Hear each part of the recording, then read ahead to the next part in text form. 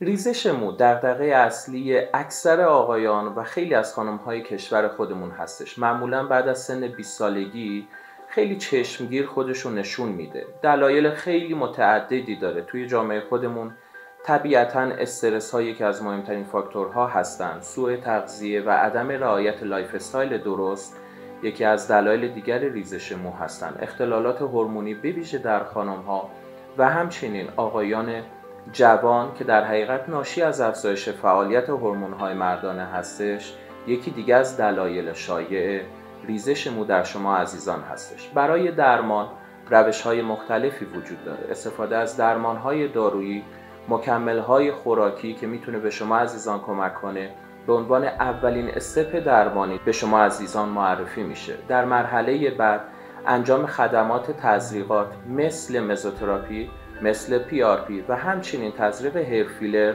خدماتی هستن که در مجموعه به شما عزیزان میتونیم ارائه بدیم و اگر شما ریزش موتون خیلی شدید باشه یا دچار فرایند تاسی و یا کچلی شده باشید، حتما به شما کاشت مو رو توصیه میکنیم که میتونید بهره مند بشید.